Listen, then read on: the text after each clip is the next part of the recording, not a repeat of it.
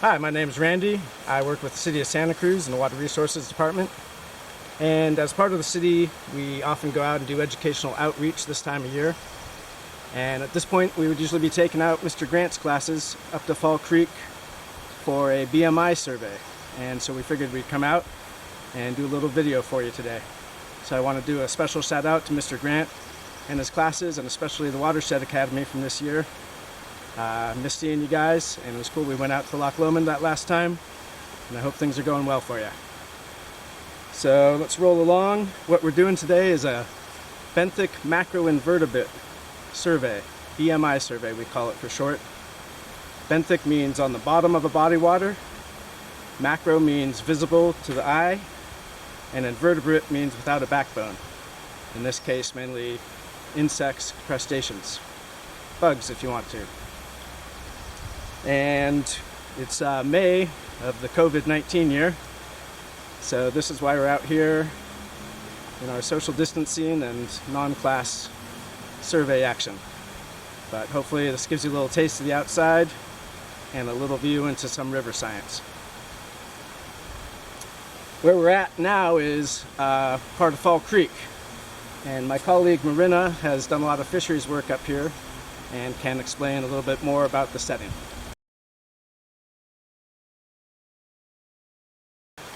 Everybody, my name is Marina and I work with Randy at the water department. So like he said, we're here in Fall Creek and you might be able to barely see it behind us. The water's too loud down there and you wouldn't be able to hear me, so that's why we're starting our video up here on the hillside. So just a little bit about Fall Creek. It's one of the tributaries to the San Lorenzo River, and it's a kind of important tributary because we see fish like steelhead trout, which are a threatened species. They come in here every year to spawn. So pretty big deal. Also, the San Lorenzo Valley Water District takes water from Fall Creek for everyone up here on the mountain to drink. So in general, pretty important creek. It's also a state park, so a lot of you are probably familiar with it. So today we're going to be doing a benthic macroinvertebrate study. And what we're going to do is we're going to go down to the creek and we're going to go to a really specific part of the channel. It's going to be lots of action, lots of water moving around, lots of bubbles, lots of noise. And that's the perfect place to find benthic macroinvertebrates. And that's because they are little teeny tiny bugs that live along the rocks in the substrate. And they're also eating things like algae, which need the sunlight to grow. So it's generally they're found most frequently in very shallow, rapidly moving water. So that's where we're going to head to next. Alright, before we step on down to the creek, let's just go over BMIs, or benthic macroinvertebrates, a little bit more. So as I said before, benthic is at the bottom, macro is visible to the eye, and invertebrate is without a vertebrae. So why do we do this? This is often a common method to assess the health of a stream. And that's because the BMIs, a lot of them have very low tolerance values, which means they're sensitive to changes in the environment. So by doing an assay of the BMIs, you can tell how the stream health is doing, along with the bigger pictures of temperature and flow, other various pollution going on. Pollution can affect those creatures with low tolerance values. So the BMIs often have few stages of life. They have a nymph stage, a larval stage, and an adult stage. And the larval and adult stage can look very different, and the nymph stage too. The most common thing you might think of in terms of this would be a caterpillar that turns into a butterfly. It's a very similar process here. A lot of them actually look sort of like little underwater caterpillars, and then they turn into flying insects that you see around. Other reason they're very important is if you remember the trophic levels or food chains. The BMIs are the very important key part of the bottom of a food chain. That's what all the animals and species we commonly think of, the charismatic megafauna, fish and birds and frogs and everything on up from there, that's what they all feed on. The BMIs feed on the things lower on the trophic scale, bacteria and algae and smaller BMIs. So they have a lot of different, in general we'll classify them by order on this level. You might remember your kingdom class order Actually, it goes domain, kingdom, phylum, class, order, family, genus, species. We're mainly going to stick at the order level instead of getting down to a species level. And they all have their scientific name, but a lot of these are bugs that you're very common with, that you see when you're camping or just when you're out walking in the San Lorenzo Valley. So we're talking things like mayflies and dragonflies, stoneflies, what they call true bugs, other types of different flies, sponge flies, caddisflies, even up to moths and butterflies, and then things like beetles and other things that are non-insects, snails, clams, crayfish. Those are all part of the things that you would see in a BMI assessment, even though they're slightly on a larger scale, some of those clams and crayfish. Within the BMIs, there's three that are very important to the bioassay that we often talk about. We commonly shorthand that to EPT. And those are just three orders of the insects that we find. And the E stands for Ephemeroptera, and the main Latin root there is ephemeral, and so what that means is short-lived. So one of the main ones of those are called mayflies. Here we are, it's May right now. You might see some mayflies down there. In terms of those life stages I was talking about, mayflies have a very unusual life pattern. So often they can be in the larval stage for a couple years. And then they go from larval to adult. They fly up out of the water once they get their wings, and they basically last for about 30 minutes to 1 day. And that's the end of their life stage. So they've been in the water for a year or more, and then literally less than an hour to less than a day is their actual adult life. And in that time, they're flying around trying to find a mate and then lay eggs. So it's a lot of different types of life out there, and this is one of them. It's just interesting how the stages are not equal. And the other part of the EPT is Plecoptera, and that stands for braided wing, and those are what's commonly called stoneflies. And the T is Trichoptera, and that stands for hairy wings. And those, the most common ones you might have heard of, are called caddisflies. They're in a lot of lakes and streams. Fishermen often use copies of them for fly fishing. The Trichoptera, or caddisflies, one of the interesting things they do is they sort of build houses around themselves for protection and for camouflage while they're hunting.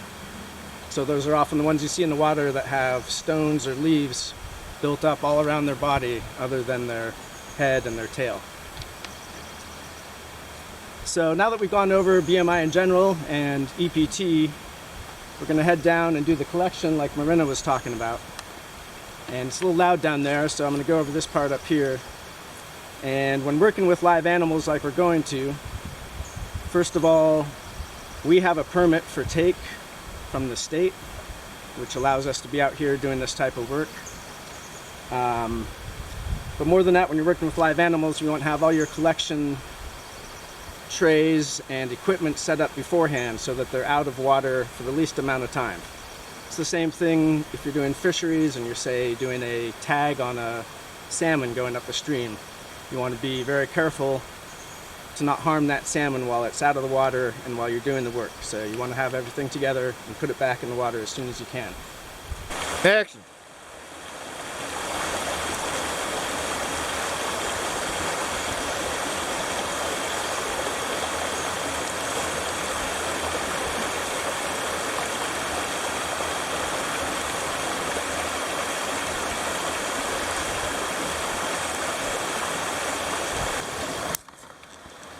Gonna pour some water while I hold it there.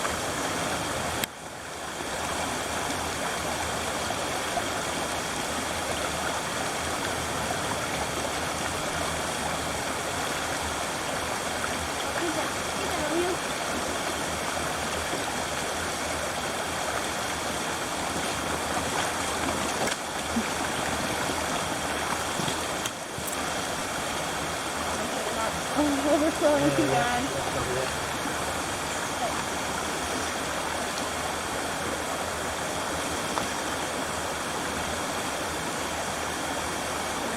Right.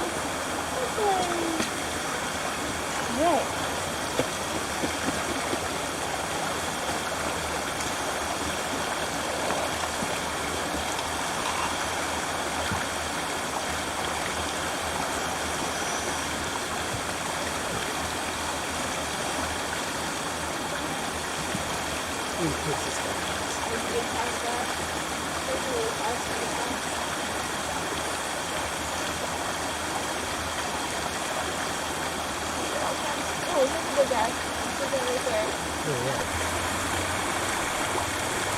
Okay, we did our quick little collection. In general, when you're going out and doing a complete bioassay, there's different collection methods, like drift nets or doing a quadrant-based system.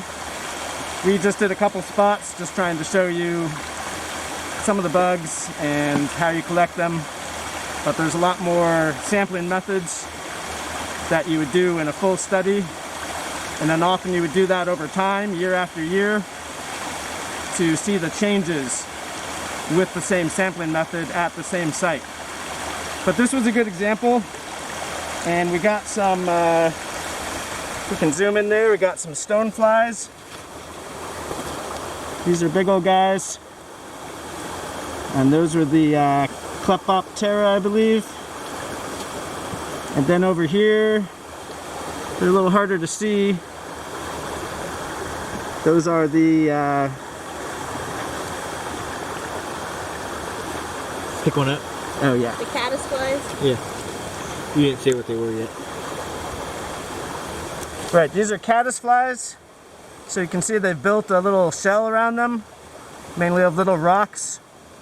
And then they, sort of like a turtle, they can go back into their shell and come out. And you can see them moving around. Some of these might be moving around in the tray. Before you move. Except for before I disturbed them right then.